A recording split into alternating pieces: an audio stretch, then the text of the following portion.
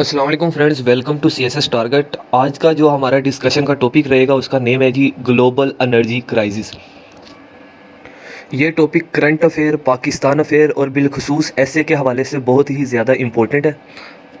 और जो अभी रिसेंटली मॉक टेस्ट हुए थे वर्ल्ड टाइम्स एकेडमी के, उसके लिए उसमें भी ये आया हुआ था करंट अफेयर के टॉपिक में। चलें देखते हैं कि आज के लेक्चर में हम क्या पढ़ने जा रहे हैं। सबसे पहले लेक्चर की आउटलाइन देखते हैं। लेक्चर आउटलाइन में सबसे पहले हम इंट्रोडक्शन पढ़ेंगे। इंट्रोडक्शन में देखेंगे कि एनर्जी क्राइसिस होता क्या है। उसके बाद हिस्ट्री देखेंगे। हिस्ट्री में ये देखेंगे कि भाई ये 2021 और 22 में ही दुनिया में एनर्जी क्राइसिस आया है या कि इससे पहले भी एक दफ़ा आ चुका है। ठीक है। इसके बाद कोशिश पढ़ेंगे कि भाई ये जो रिसेंटली एनर्जी क्राइसिस आया है इसकी वजूहात क्या क्या है। ठीक है। सारे का सारा हम करंट अफेयर्स के लिहाज से पढ़ेंगे, जो करंट सिचुएशन है उसके हवाले से पढ़ेंगे। यहाँ पर 5 कॉजेज़ मेंशन है, जिसमें slow supply recovery after pandemic, इसके बाद कोल्ड ट्रेड डिस्प्यूट पढ़ेंगे, climate abnormality impact on renewable energy, उसके बाद 2022 रशियन इन्वेजन ऑफ यूक्रेन, उसके बाद अदर सप्लाई साइड प्रॉब्लम्स। ठीक है, ये कॉजेज़ ही हैं। इसके बाद ग्लोबल इफेक्ट्स पढ़ेंगे। ठीक है, यानी कि इसके जो एनर्जी क्राइसिस आया इसके क्या क्या असरात मुरतब हुए। तो जो ग्लोबल इफेक्ट्स दो मेजर इफेक्ट्स थे, एक था फूड क्राइसिस 2022 वाला और दूसरा था एनर्जी ट्रांजिशन। ठीक है, इसकी वजह से क्या असरात मुरतब हुए या दुनिया किसकी तरफ चलेगी। इसके बाद रिस्पॉन्स ऑफ वर्ल्ड, ये जो रिसेंटली एनर्जी क्राइसिस आया है इस पे दुनिया का क्या रिस्पॉन्स था। सबसे पहले हम यूएसए का रिस्पॉन्स देखेंगे, फिर ईरान का देखेंगे, फिर कतर का देखेंगे, फिर यूरोपियन कमीशन का देखेंगे और फिर जर्मनी का रिस्पॉन्स देखेंगे। उसके बाद यूरोपियन यूनियन इमरजेंसी इंटरवेंशन के जो यूरोपियन यूनियन और जो रशिया है इनका आपस में क्या मामला चल रहे हैं, क्या इख्तलाफात चल रहे हैं। उसके बाद सलूशन देखेंगे कि भैया ये जो एनर्जी क्राइसिस आया हुआ है इसका सलूशन क्या है। तो सबसे पहले चलते हैं इंट्रोडक्शन की तरफ। ये जो एनर्जी क्राइसिस आया ग्लोबल, क्योंकि कोरोना वायरस वो ग्लोबल था, दुनिया के हर कंट्री में कोरोना वायरस के असरात मुरतब हुए थे। ठीक है, जिसकी वजह से कंट्रीज़ ने जो इनके दरमियान में ट्रेड वगैरह हो रही थी वो क्लोज़ हो गई थी, शट डाउन हो गई थी। इसी वजह से जो ऑयल की प्राइसेस थी वो बढ़ गई, गैस की प्राइसेस बढ़ गई, इलेक्ट्रिसिटी की प्राइसेस बढ़ गई और इनका शॉर्टफॉल भी दिखने को हमें मिला। इन सब की वजूहात कोरोना वायरस भी हो सकता है, दूसरा ट्रेड की जो एक्टिविटीज़ थी वो रुक जाना हो सकता है। ठीक है, इसके अलावा रशिया और जो यूक्रेन का मसला चल रहा है वो हो सकता है। ठीक है, जितनी इस वक्त ऑयल प्राइस है इतनी पहले कभी देखने को नहीं मिली। ठीक है, इससे पहले 2008 में थी, उसके बाद अब देखने को मिल रही है। इंट्रोडक्शन में ही बात करते हैं कि जब एनर्जी की प्राइसेस हाई हो जाएं और लोगों की इनकम कम हो तो वो फिर क्या होता है जी, उनकी गैस वो कट करवा देते हैं या इलेक्ट्रिसिटी का कट करवा देते हैं, क्योंकि उनके पास इतने एक्सपेंसेस नहीं होते लोगों के पास कि वो इनकी प्राइसेस को झेल सकें या बर्दाश्त कर सकें। यहाँ पे ये भी बता दूँ कि एनर्जी क्राइसिस होता क्या है। देखें, ऑयल की शॉर्टेज, गैस की शॉर्टेज, इलेक्ट्रिसिटी की शॉर्टेज को ही हम एनर्जी क्राइसिस कहते हैं। ठीक है, जब शॉर्टेज होगी तो जो अवेलेबल है उनकी प्राइसेस क्या हो जाएंगी, ज़्यादा हो जाएंगी। यहाँ पे आपको एक मैप नज़र आ रहा है, prices from 2018 to 2022। Natural gas की प्राइसेस देखा जाए तो सबसे पहले 2018 मेंशन है, उसके बाद 2019 मेंशन है, 2022 मेंशन है, 20 मेंशन है। उसके बाद 2021 में देखें आहिस्ता आहिस्ता क्या होना शुरू होगी, राइज़ होना शुरू होगी। ये जो आपको ब्लू में दिख रहा है ये अमेरिका है, अमेरिका की लाइंस ड्रा की हुई है, ये अमेरिका को शो कर रहा है। इसके अलावा जो आपको रेड लाइन नज़र आ रही है ये आपको यूके की लाइन नज़र आ रही है। इसके बाद जो तीसरी लाइन आपको दिख रही है ये यूरोप की है। ठीक है, देखें 2022 तक जो अमेरिका है उसने नेचुरल गैस की प्राइसेस को कंट्रोल किए रखा। ठीक है, इसके बाद जो दूसरे कंट्रीज़ हैं 2021 के बाद ये देखें इनकी प्राइसेस कितनी हाई हो गई। अब थोड़ा सा हिस्ट्री की बात कर लेते हैं। ठीक है, ये जो 2021 और 2022 के अंदर एनर्जी क्राइसिस आया है, इससे पहले भी एक ऐसा ही एनर्जी क्राइसिस आ चुका है। कब आया था? 1970 के अंदर आया था, 1970 के अंदर आया था। तब क्या हुआ था, अमेरिका हो गया, कनाडा हो गया, वेस्टर्न यूरोप हो गया, ऑस्ट्रेलिया हो गया, न्यूजीलैंड हो गया, ये वो कंट्रीज़ थे जिन्हें पेट्रोल का शॉर्टेज फेस करना पड़ा। 1973 की बात करें तो ऑयल क्राइसिस आया था। ठीक है, 1979 की बात करें तो एनर्जी क्राइसिस आया था। ये तब एनर्जी क्राइसिस, ऑयल क्राइसिस या गैस क्राइसिस आया क्यों था, ठीक है। एक योम किपुर वार हुई थी, ये आप जाके सर्च करिएगा, आपको पता लग जाएगा कि योम किपुर वार क्या है। इसके अलावा ईरानियन रेवोल्यूशन 1979 के अंदर आई, जिसमें आयतुल्ला खमैनी ईरान के नए प्रेसिडेंट बने, ठीक है। उस वक़्त वस्ती एशिया के अंदर जो हालात थे वो कुछ अजीबो-गरीब थे, वहाँ पे एक वार का माहौल था। तो तब उन्होंने ऑयल, गैस और बाकी जो चीज़ें थी एनर्जी के हवाले से उन्होंने एक्सपोर्ट नहीं की। तो जब उनकी एक्सपोर्ट कम थी तो जो ममालिक हैं जैसा कि यूरोप है, ऑस्ट्रेलिया है, न्यूजीलैंड है और अमेरिका है, कनाडा है, ये सारे के सारे डिपेंड करते थे वस्ती एशिया, मिडल ईस्ट के ऑयल और गैस पे, ठीक है। यहाँ पे एक बात आपको क्लियर होगी कि भाई हिस्ट्री में तो जो क्राइसिस आया, ऑयल क्राइसिस अलग आया, जो एनर्जी क्राइसिस था वो अलग से आया, जो गैस क्राइसिस था वो अलग से आया। लेकिन 2021 और 2022 के अंदर जो क्राइसिस आया है वो ऑयल, गैस और एनर्जी, इन तीनों का मिल के आया है, ठीक है, जिसमें इलेक्ट्रिसिटी शामिल है, ठीक है। तो ये जो 2021 और 22 का एनर्जी क्राइसिस है, ऐसा हिस्ट्री में कभी भी देखने को नहीं मिला हमें, ठीक है। अब सबसे पहले देखते हैं कॉजेज़ क्या है इन ये जो अभी एनर्जी क्राइसिस जो दुनिया फेस कर रही है, इसकी वजूहात क्या है जी। तो जो सबसे पहली वजूहात है या वजह है, slow supply recovery after pandemic. ये जो कोरोना वायरस आया था, कोरोना वायरस में क्या हुआ था कि उन्होंने जो ट्रेड थी या एक्सपोर्ट थी ऑयल की या गैस की, उसको बंद कर दिया था, ठीक है, ताकि कोरोना वायरस फैले ना, ठीक है। लेकिन तब तो बंद कर दिया, जैसे ही कोरोना वायरस ख़त्म होता है तो उसके बाद ये जो ऑयल की, गैस की एक्सपोर्ट है, इसको कम कर दिया गया, ठीक है। ये आहिस्ता आहिस्ता चली, जिससे दुनिया के अंदर क्या आ गया जी, क्राइसिस आ गया। क्योंकि कोरोना के अंदर एक्टिविटीज़ भी लोगों की बंद कर दी गई थी, तो तब इतना फील नहीं हुआ। लेकिन कोरोना वायरस के बाद जो ट्रांसपोर्टेशन थी वो खुल गई, कंट्रीज़ की आपस में जो ट्रेड थी वो भी स्टार्ट हो गई। लेकिन इन सब के होते हुए भी जो ऑयल है, गैस है, उसकी जो डिमांड्स थी उसको फुलफ़िल ना किया गया। दूसरा ये कि जो सऊदी अरब है और जो रशिया है, ये दोनों तेल, ऑयल और गैस के बिगेस्ट एक्सपोर्टर हैं, ठीक है, एक्सपोर्टर हैं। जितना ऑयल और गैस इनके पास है, किसी दूसरे कंट्री के पास मौजूद नहीं है, ठीक है। तो सऊदी अरेबिया की जो ऑयल की प्राइसेस थी वो डिफरेंट थी, जो रशिया की ऑयल प्राइसेस थी वो डिफरेंट थी। इसके पास जो दूसरी वजह बनती है वो है जी कोल ट्रेड डिस्प्यूट। तो दिसंबर 2020 की बात करें तो उससे पहले चाइना पे क्या लगी हुई थी, बहुत ज़्यादा रिस्ट्रिक्शन लगी हुई थी। और जब चाइना के ऊपर रिस्ट्रिक्शंस हद से ज़्यादा बढ़ जाती हैं ये कोरोना वायरस की वजह से, तो जो चाइना ऑस्ट्रेलिया से कोल इंपोर्ट करता था वो चाइना ने बंद कर दिया। तो यहाँ पे क्या हुआ कि जो चाइना इतना ज़्यादा कोल इंपोर्ट करता था, जो कि वो अपनी एनर्जी के लिए यूज़ करता था, वो बंद हो गया। तो चाइना की इंडस्ट्री को थोड़ा सा धचका भी लगा, और चाइना की भी लगा और ऑस्ट्रेलिया को भी लगा, क्योंकि सबसे ज़्यादा जो ऑस्ट्रेलिया से कोल बाय करता था वो चाइना था। तो दोनों कंट्री को बहुत ये मामलात फेस करने पड़े, जिससे क्या हुआ कि चाइना की इंडस्ट्री थोड़ी सी लो डाउन हो गई और ऑस्ट्रेलिया की इकोनॉमी पर भी फ़र्क पड़ा। अच्छा, 2021 की बात करें तो ब्राज़ील के अंदर एक ड्राउट आ जाता है, खुश्क साली आ जाती है, बारिशें नहीं होती, जिसकी वजह से क्या होता है जी, इलेक्ट्रिसिटी का शॉर्टेज फेस करना पड़ता है। क्योंकि बारिशें नहीं होंगी तो उनके डैम्स में पानी नहीं होगा, जब डैम्स में पानी नहीं होगा तो फिर इलेक्ट्रिसिटी किस तरह से प्रोड्यूस की जाएगी। और 2022 के अंदर जो यूरोप के अंदर समर रहा है, जो गर्मियां गुजरी हैं, ऐसी गर्मियां पिछले 500 साल में नहीं देखने को मिली। इतना गर्म, यानी कि टेम्परेचर बहुत ज़्यादा हो गया था। तो आपको पता है कि जब टेम्परेचर ज़्यादा हो जाए, यूरोप के कई जंगलात में आग भी लग गई थी, ठीक है, फायर लग गई थी। इसके अलावा ये पिछले 500 साल में ऐसा नहीं देखा गया। आपको पता है कि जब टेम्परेचर ज़्यादा हो, टेम्परेचर ज़्यादा होने से क्या होता है कि जो वाटर अवेलेबल होता है वो क्या बन जाता है जी, भाप बन के उड़ जाता है, ठीक है, उसकी एवेपोरेशन हो जाती है। और पावर प्लांट जो होते हैं, अगर वो हद से ज़्यादा गर्म हो जाए तो उनके फटने का डर होता है, ठीक है। और जो पहले से न्यूक्लियर बॉम्ब्स पड़े होते हैं, गन्स पड़ी होती हैं, ठीक है, उनके फटने का भी डर होता है जी। और आपको पता है कि कुछ गाड़ियाँ जिन पे प्लास्टिक का यूसेज ज़्यादा हुआ होता है वो पिघल जाते हैं, मेल्ट हो जाते हैं। तो ये समर जो गुज़रा है, इसके जो असरात थे वो जर्मनी हो गया, चाइना हो गया, कैलिफोर्निया हो गया, नॉर्वे हो गया, इन सब को भुगतने पड़े, ठीक है। इसके बाद जो नंबर 4 पे है जी, रशियन इन्वेजन ऑफ यूक्रेन 2022।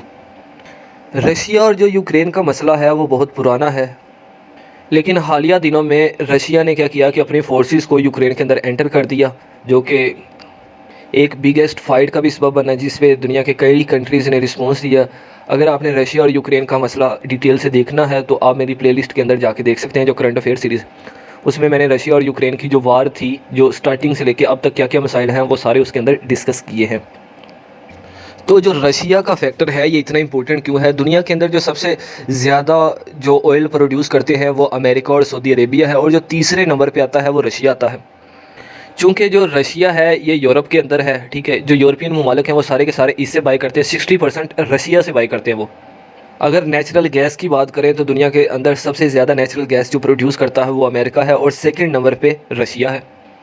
तो आपको पता है कि जब रशिया और यूक्रेन का मसला चल रहा है तो यूरोप के जितने भी कंट्रीज़ हैं वो हो गए, इसके अलावा यूके हो गया, जर्मनी हो गया, तुर्की हो गया, अमेरिका हो गया, इन सब ने यूक्रेन को सपोर्ट किया इस वार में, रशिया को सपोर्ट नहीं किया। जब रशिया ने ये देखा कि ये जितने भी कंट्रीज़ हैं ये मुझे सपोर्ट नहीं कर रहे, तो रशिया ने क्या किया, और दूसरा ये कि रशिया पे पहले भी पाबंदियाँ लगी हुई थी, सैंक्शंस लगी हुई थी, जब इसने क्रीमिया आइसलैंड पे कब्ज़ा किया था, ठीक है। तो रशिया ने एट द एंड क्या किया, यूरोप को गैस की सप्लाई या ऑयल की सप्लाई बंद कर दी, ठीक है। और इल्ज़ाम ये लगाया, जब उन्होंने पूछा कि आपने क्यों बंद की, इसने जवाब ये दिया कि जो गैस पाइपलाइन है वो उसमें फॉल्ट आ गया जी, वो लीक हो रही है, जब तक वो ठीक नहीं होती हम यूरोप को गैस या ऑयल प्रोवाइड नहीं करेंगे। इसके अलावा अदर सप्लाई साइड प्रॉब्लम्स देखते हैं जी। इसके अलावा रशिया ने तो बंद की ही की, ओपेक ने भी क्या कर दिया, जो ऑयल की प्रोडक्शन है वो कट कर दी, ठीक है, जो कि 2 मिलियन बैरल्स पर डे बनती है जी। और ओपेक ने जब ऑयल की प्रोडक्शन कट कर दी तो उसने जवाबन क्या बोला, उसने जवाबन ये बोला कि हम जो प्राइस की, जो ऑयल की प्राइसेस है ना वो देख रहे हैं कि कहाँ पे जाके एडजस्ट होती हैं, जब एडजस्ट हो जाएंगी कि कितनी प्राइसेस होनी चाहिए उसके बाद हम आपको प्रोवाइड करना शुरू कर देंगे जी। जिसके जवाब में सऊदी अरेबिया ये कहता है कि ये जो ओपेक का डिसीजन है ये ठीक नहीं है। अच्छा जी, हमने कॉजेज़ तो डिस्कस कर लिए, इसके बाद ग्लोबल इफेक्ट्स देखते हैं, ठीक है, कि ये जो एनर्जी क्राइसिस आया, एनर्जी की शॉर्टेज आई, इसकी वजह से दुनिया के अंदर कौन कौन से क्राइसिस आए, कौन कौन से अफेक्ट्स आए, ठीक है, दुनिया पर क्या असरात मुरतब हुए। तो सबसे पहला जो असर मुरतब हुआ वो ये था जी, फूड क्राइसिस 2022। तो एट द एंड ये हुआ कि जैसे ही कोरोना वायरस ख़त्म होता है जो फूड क्राइसिस आ जाता है, क्योंकि इंडस्ट्री बंद रही थी कोरोना वायरस के अंदर, ठीक है। और दूसरा ये कि रशिया ने जो गैस की सप्लाई बंद कर दी थी, जब गैस की सप्लाई बंद कर दी थी तो कुछ इंडस्ट्री, यूरोप की काफ़ी हद तक जो इंडस्ट्री थी वो गैस भी चलती थी, ठीक है। आपको पता है कि रशिया के बाद यूक्रेन जो है यूरोप का दूसरा बड़ा मुल्क है, ठीक है, और जो यूरोप को 30% वीट, गंदम यूक्रेन प्रोवाइड करता है। तो रशिया ने क्या किया कि उनकी ट्रेड ही बंद कर दी, उस पर कब्ज़ा कर लिया, ठीक है, और जो ब्लैक सी की पोर्ट्स थी वो सारी की सारी बंद कर दी, जिससे ये हुआ कि यूरोप के अंदर गंदम का शॉर्टेज भी आ गया, ठीक है। इसके बाद जो फूड क्राइसिस में दूसरा फैक्टर डिस्कस किया गया वो नेचुरल गैस का है। तो मैंने आपको बताया था कि जब नेचुरल गैस नहीं होगी तो जो इंडस्ट्री नेचुरल गैस पर ही चलती है वो बंद हो गई। तो आपको पता है कि जब फूड क्राइसिस आएगा, ठीक है, फूड क्राइसिस क्यों आया, एनर्जी क्राइसिस की वजह से। जब एनर्जी नहीं होगी तो जो किसान है वो खेतों को पानी कहाँ से लगाएंगे, ठीक है। जब एनर्जी नहीं होगी तो इंडस्ट्री कैसे चलेगी। जब एनर्जी नहीं होगी तो जो इंडस्ट्री फूड प्रोवाइड करती है या प्रोड्यूस करती है वो भी क्लोजअप हो जाएगी, ठीक है। जब एनर्जी नहीं होगी तो वो जो इंडस्ट्री अब बंद हो गई, अब उसकी प्रोडक्शन ख़त्म होगी, अब जो पहले से अवेलेबल है उसकी प्राइसेस क्या हो जाएंगी, डबल हो जाएंगी। और ऐसा ही हुआ यूरोप के अंदर। जब किसी चीज़ की प्राइसेस बहुत हाई हों और एक इंसान के जो खाने की चीज़ें हैं नॉर्मल इंसान की, ठीक है, वो बहुत महंगी हो और उसके पास जॉब भी ना हो, ठीक है, क्योंकि इंडस्ट्री बंद हो चुकी है, तो ये डबल अफेक्ट होता है। आप इसे कह सकते हैं डबल एज स्वॉर्ड। तो फूड क्राइसिस से दूसरा जो क्राइसिस आया वो क्या था, अनएम्प्लॉयमेंट का फैक्टर भी जन्म लिया। तो आपको पता है जब एनर्जी क्राइसिस आया तो दुनिया ने ये सोचा कि भाई ये एनर्जी क्राइसिस ऐसे ही चलता रहेगा, इसकी ट्रांजिशन होनी चाहिए। क्या मतलब, हमें कोई और फैक्टर्स ढूंढने चाहिए जिससे एनर्जी प्रोड्यूस हो चुके, जिसमें गैस ना हो, जिसमें ऑयल ना हो। तो भाई इन दोनों के अलावा तीसरा बड़ा कौन सा सोर्स है जो कि एनर्जी प्रोड्यूस करता है, वो है कोयला। लेकिन कोयला यूज़ करने के या कोल यूज़ करने के डिसएडवांटेज बहुत ज़्यादा है, क्योंकि ये क्लाइमेट चेंज का सबब बनता है। हुआ ये कि जब गैस की शॉर्टेज हो गई, ऑयल की शॉर्टेज हो गई, तो जो लोगों ने सोचा कि हमें कोयले की तरफ, जो कोयले से एनर्जी प्रोड्यूस करनी चाहिए, जब वर्ल्ड ने इसकी तरफ शिफ्ट किया तो एट द एंड क्या हुआ, कोयले की प्राइसेस भी हाई हो गई। अगर 2022 की बात करें तो 2022 से पहले जो कोयले की डिमांड थी ना वो सिर्फ और सिर्फ 0.7% थी, लेकिन जब 2022 के अंदर 8 बिलियन टन्स की डिमांड बन जाती है इसकी, मतलब कि 70 to 80% डिमांड बढ़ जाती है इसकी। आपको पता है कि जिस चीज़ की डिमांड ज़्यादा हो उसकी प्राइस भी ज़्यादा होती है जी, क्योंकि एक चीज़ जो पहले थी वो भी उतनी थी, क्योंकि उसकी मिकदार में इजाफा और कमी तो ना हुई। मिकदार अगर किसी चीज़ की सेम है, उसकी डिमांड बढ़ जाए तो उसकी प्राइस भी क्या हो जाती है, एट दी एंड हाई हो जाती है। और अब कोयले की बात करें तो कोयला सबसे ज़्यादा किसके पास है, रशिया और अमेरिका, इन दोनों के पास ही है। ठीक है, अमेरिका जिन कंट्रीज़ को पहले प्रोवाइड कर रहा था वो तो करता रहा था, लेकिन जो रशिया जिन कंट्रीज़ को कोयला प्रोवाइड कर रहा था, रशिया ने उसको क्या कर दिया, ब्लॉक कर दिया। तो यहाँ हमें एनर्जी ट्रांजिशन में एक और पॉइंट समझने को मिलता है कि भाई आप जितनी ज़्यादा पाबंदियाँ रशिया पे लगाओगे, रशिया उतनी ज़्यादा जो प्रोडक्ट्स दुनिया को प्रोवाइड करता है वो क्लोज अप कर देगा। ठीक है, आपने उस पर पाबंदियाँ इतनी लगा दी, यूरोपियन यूनियन ने लगा दी, यूके ने लगा दी, अमेरिका ने लगा दी, नेटो ने लगा दी, अक़वाम मुत्तहिदा तक ने लगा दी उस पर पाबंदियाँ कि भाई आपने ये करना है, ये नहीं करना, ये करना है, ये नहीं करना। तो फिर रशिया ने भी तो कोई ना कोई जवाब देना था। तो रशिया ने क्या जवाब दिया, गैस की सप्लाई बंद कर दी, ऑयल की सप्लाई बंद कर दी, कोल की सप्लाई बंद कर दी, यूक्रेन पर कब्ज़ा कर लिया उसने। उसके बाद उसने क्या किया जी, ब्लैक सी की तरफ से जो तिजारत होती थी, जो ट्रेड होती थी, उसने वो भी ब्लॉक कर दी। और उसने क्या किया कि उन कंट्रीज़ को प्रोवाइड करना शुरू कर दी जो कि उसके हक में थे या न्यूट्रल थे, जो ना तो यूक्रेन की तरफ थे ना रशिया की तरफ थे, उनको प्रोवाइड की, या तो जो रशिया की तरफ थे उनको प्रोवाइड की, जिसमें इंडिया आ जाता है और पाकिस्तान आ जाता है। अच्छा जी, हमने इसके कोजेज़ भी पढ़ लिए, अफेक्ट्स भी पढ़ लिए, अब रिस्पॉन्सेज देखते हैं। भाई ये जो दुनिया के अंदर ग्लोबल एनर्जी क्राइसिस आया, ठीक है, इस पर दुनिया का क्या रिस्पॉन्स था। सबसे पहले अमेरिका का रिस्पॉन्स देखते हैं कि अमेरिका ने इस पर क्या जवाब दिया जी। तो जो ओपेक है, ओपेक प्लस है, उसने जो ऑयल की प्रोडक्शन को कट कर दिया था, अमेरिका ने उसे बोला कि भाई आप इसकी प्रोडक्शन को बढ़ाओ। दूसरा उसने बोला कि भाई सऊदी अरेबिया के पास गया, उन्होंने कहा जी आपने जो ऑयल की प्राइसेस हैं वो हद से ज़्यादा बढ़ाई हुई हैं, आप ऐसा करें कि ऑयल की प्राइसेस को कम करें। तो अब क्या हुआ कि जो सऊदी अरेबिया की प्राइसेस बहुत हाई थी, ठीक है। दूसरा ये कि जो मोहम्मद बिन सलमान हैं वो अमेरिका के अगेंस्ट हैं, अमेरिका के अगेंस्ट नहीं है, जो बाइडन के अगेंस्ट है, क्योंकि जो बाइडन जो इलेक्शन जीता है वो इसी बुनियाद पे जीता है कि भाई हम सऊदी अरेबिया के साथ अच्छे ताल्लुकात नहीं चाहते। जो कि मोहम्मद बिन सलमान ने क्या किया कि जब अमेरिका ने यह बोला कि भाई आप प्राइसेस कम करो या यूरोप को प्रोवाइड करो, तो उन्होंने साफ इनकार कर दिया। रशिया के साथ अमेरिका का पहले इशू चल रहा था कि भाई रशिया ने कहा जी, रशिया ने भी बंद कर दी थी। अब यूरोप को एनर्जी कौन दे, ना सऊदी अरेबिया ने दिया ना रशिया ने, क्योंकि दुनिया के अंदर 3 ही बड़े कंट्रीज़ हैं जो कि ऑयल, गैस और कोयला प्रोड्यूस करते हैं। तो फिर एट द एंड अमेरिका को खुद ही कदम उठाना पड़ा, जिसमें उसने लिक्विफाइड नेचुरल गैस, जिसको LNG बोलते हैं, यूएसए ने 16 बिलियन क्यूबिक मीटर यूरोप को दी जनवरी 2022 में, और 6 बिलियन दी फेब में। इसके बाद जो ग्लोबल एनर्जी क्राइसिस आया, इसमें ईरान क्या रिस्पॉन्स है, ईरान क्या जवाब देता है जी। ईरान का जो ऑयल मिनिस्टर है, जिसका नाम है जी जवाद ओजी, ठीक है, वो कहता है कि अगर अमेरिका हम पे जो लगी पाबंदियां हैं उसको हटा दे तो ईरान क्या करेगा, ईरान दुनिया के अंदर जो ग्लोबल एनर्जी क्राइसिस है इसको ख़त्म कर देगा। ईरान इतनी कैपेसिटी रखता है कि दुनिया का एनर्जी क्राइसिस को ख़त्म कर सकता है। लेकिन जो बाइडन है वो कहते हैं जी सैंक्शंस तो नहीं हटेंगी, ठीक है। तो अमेरिका क्या कहता है कि ईरान को, भाई आप क्या करें कि ऑयल मुझे प्रोवाइड करें, मैं दुनिया को प्रोवाइड कर दूंगा जी। सिर्फ आप पे पाबंदियाँ हैं, आप सिर्फ और सिर्फ ऑयल एक्सपोर्ट कर सकते हैं तो मुझे कर सकते हैं, ठीक है। और सऊदी अरेबिया को भी कहा कि भाई आप ऑयल की प्रोडक्शन बढ़ाएं। इसके अलावा वेनेजुएला को बोला कि आप ऑयल की प्रोडक्शन बढ़ाएं। इसके बाद जो ग्लोबल एनर्जी क्राइसिस आया, इस पर कतर का क्या रिस्पॉन्स था, क्योंकि कतर के पास भी गैस है, ऑयल है। तो जो कतर का एनर्जी मिनिस्टर है, जिसका नेम है जी साद शरीदा अलकाबी, वो क्या कहता है कि भाई हमारे जो पहले से कस्टमर हैं उनकी तरफ से इतनी डिमांड्स है, ठीक है, हम किसी तीसरे बंदे को ऑयल या गैस नहीं दे सकते, ठीक है। जो हमारे पहले से कस्टमर है हम उनको तोड़ना नहीं चाहते, उनकी तरफ से इतनी डिमांड है कि हम जितना प्रोड्यूस करते हैं हम सारा का सारा उन्हें दे देते हैं। तो भाई हम यूरोप को कहाँ से दें, हम नहीं दे सकते। इसके बाद जो ग्लोबल एनर्जी क्राइसिस आया, इस पर यूरोपियन कमीशन का क्या रिस्पॉन्स था वो देखते हैं जी। जो यूरोपियन कमीशन की प्रेसिडेंट है उर्सुला वॉन डेर लीयन, ठीक है, वो कहती है कि जो यूरोप है ना, इस वक्त गैस और ऑयल की शॉर्टेज बहुत ज़्यादा फेस कर रहा है, ठीक है। वो सब और सब रशिया की वजह से है। हमें क्या करने की ज़रूरत है जी, वो कहती है जी हमें करने की ये ज़रूरत है कि हमें अपनी एनर्जी को ट्रांजिट करने की ज़रूरत है।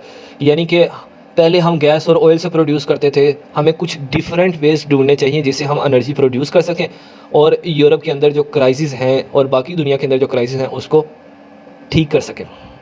तो जो यूरोपियन कमिश्नर है क्लाइमेट, का वो कहते हैं जी हमें फोसिल्स फ्यूल पे जो रिलायंस है उसको कम करने की ज़रूरत है। ठीक है, फोसिल्स फ्यूल में क्या आ जाता है जी, गैस आ जाती है और ये ऑयल आ जाता है, इसके अलावा कोयला आ जाता है, इसके अलावा और भी कूड़ा वगैरह आ जाता है। वो कहते हैं हमें इस पर नहीं करने की ज़रूरत, हमें दूसरे वेज ढूंढने की ज़रूरत है। वो दूसरे वेज क्या है वो हम सोल्यूशन में जाके देखेंगे। इसके अलावा जर्मनी का रिस्पॉन्स देखते हैं। जो ग्लोबल एनर्जी क्राइसिस आया, जर्मनी का क्या रिस्पॉन्स था, जर्मनी क्या कहता है। जर्मनी 29 सितंबर 2022 को 200 बिलियन यूरो का 200 बिलियन यूरो का एक प्लान बताता है जो कि इंडस्ट्री को सपोर्ट करता है और हाउस होल्ड जो घरों में गैस वगैरह जाती है उसको सपोर्ट करता है। और इसके साथ ही जर्मनी ये क्लेम करता है कि अमेरिका हो जाए, रशिया हो जाए या सऊदी अरेबिया हो जाए, ये सारे कंट्रीज़ रशिया और यूक्रेन की जो वार है इससे फ़ायदा उठा रहे हैं। फ़ायदा किस तरह उठा रहे हैं? फ़ायदा इस तरह उठा रहा है कि रशिया ने तो गैस वगैरह ब्लॉक करके बाकी दूसरे कंट्रीज़ को सेल कर रहा है हाई प्राइसेस में। सऊदी अरेबिया की जो प्राइसेस है वो भी बहुत हाई हैं। और यूरोप को जिनके पास गैस और ऑयल नहीं है, अमेरिका उन्हें महंगी बेच के फ़ायदा कमा रहा है और क्लेम ये किया हुआ है कि मैं यूक्रेन को सपोर्ट कर रहा हूँ। और सेम ही वर्ड थे फ्रेंच प्रेसिडेंट मैक्रोन के, वो भी यही कहता है कि वो भी अमेरिका को क्रिटिसाइज़ करते हैं कि भाई आप जो यूरोप को ऑयल या गैस सेल आउट कर रहे हो वो उसकी प्राइसेस बहुत ज़्यादा है। ठीक है, हम इतनी ज़्यादा प्राइसेस में ख़रीद नहीं सकते। हमने रिस्पॉन्सेज पढ़ लिए, अब देखते हैं European union emergency intervention. Actual में हुआ यह कि यूरोपियन यूनियन ने बहुत ही ज़्यादा रिस्ट्रिक्शंस लगा दी हैं रशिया पे, तो जिसकी वजह से रशिया और यूरोप के दरमियान जो टेंशन्स हैं वो बहुत ज़्यादा एस्केलेट हो चुकी हैं, बढ़ चुकी हैं। ठीक है, क्योंकि यूरोप सारा सपोर्ट करता है यूक्रेन को, जो रशिया को अच्छा नहीं लगता। ठीक है, तो यूरोपियन यूनियन ने इसे बोला है कि ये एक टेररिस्ट कंट्री डिक्लेयर भी कर दिया है रशिया को। ठीक है, जब आप उस पर पाबंदियाँ लगाएंगे, उसे टेररिस्ट कंट्री बोलेंगे और कहेंगे जी आप गलत हो, तो उसने फिर गैस, ऑयल और कोल की शॉर्टेज करनी है, ब्लॉक करना ही करना है। जबकि यूरोप ये नहीं देख रहा कि हम सबसे ज़्यादा ऑयल हो जाए, गैस हो जाए या कोयला हो जाए, सबसे ज़्यादा हम लेते ही रशिया से। अगर हम सैंक्शंस लगाएंगे तो हम अपनी ये नीड्स को किस तरह से पूरा करेंगे, फुलफ़िल करेंगे। और ये दूसरे कंट्रीज़ ने नहीं किया, यूरोप ने खुद ही बैन लगाया था कि भाई यूरोप के कंट्रीज़ रशिया से क्या करेंगे, आइंदा से कोयला नहीं लेंगे, आइंदा से ऑयल नहीं लेंगे, आइंदा से गैस नहीं लेंगे। उन्होंने ये सोचा कि जब हम रशिया से नहीं लेंगे, रशिया सबसे ज़्यादा हमें सेल आउट करता है, तो रशिया क्या कर देगा, प्राइस को ड्रॉप कर देगा। और दूसरा रशिया हाथ जोड़ लेगा, भाई मेरी इकोनॉमी को मसला बढ़ना है, आप मुझसे ख़रीदें वरना मैं गरीब हो जाऊँगा। रशिया ने ऐसा नहीं किया, रशिया ने अल्टरनेटिव फ़ौरन ढूंढ लिए, पाकिस्तान ढूंढ लिया, चाइना ढूंढ लिया, इसके अलावा इंडिया ढूंढ लिया। उसने कहा जी भाई आप नहीं लेते तो ना लो, दूसरे कंट्रीज़ हैं, मैं इनको आपसे ज़्यादा प्राइसेस पे सेल करूँगा। ठीक है, जब आपको फिर मैं देखता हूँ कि आपको कौन देता है, तो वैसा ही हुआ। अब हमने स्टार्टिंग में सारा कुछ देख लिया, एनर्जी क्राइसिस क्या होते हैं, कॉजेज़ देख लिए, रिस्पॉन्सेज देख लिए। अब सलूशन की तरफ आते हैं। भाई क्या सलूशन है जो इस वक्त जो दुनिया एनर्जी क्राइसिस फेस कर रही है, पूरा यूरोप फेस कर रहा है, पाकिस्तान फेस कर रहा है, इंडिया तक फेस कर रहा है। ठीक है, दुनिया के अंदर जो इस वक्त एनर्जी क्राइसिस है, इसका हल क्या है, इसका सलूशन क्या है। सबसे पहला सलूशन जो मैंने इधर मेंशन किया हुआ है वो है जी energy transition to renewable energy sources.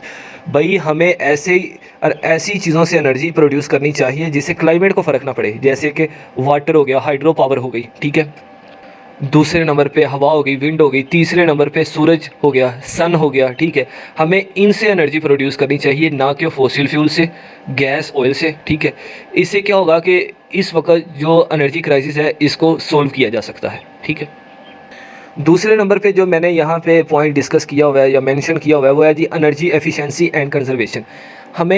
हम जितनी एनर्जी पहले यूज़ करते थे हमें उससे कम करने की ज़रूरत है जी। हमें जो फालतू लाइटें हैं इन्हें बंद कर देना चाहिए, जब एनर्जी चाहिए हो तभी यूज़ करें, बाकी वक्त में ना यूज़ करें। इससे क्या होगा कि हमारा जो इलेक्ट्रिसिटी या गैस का बिल है वो भी कम आएगा।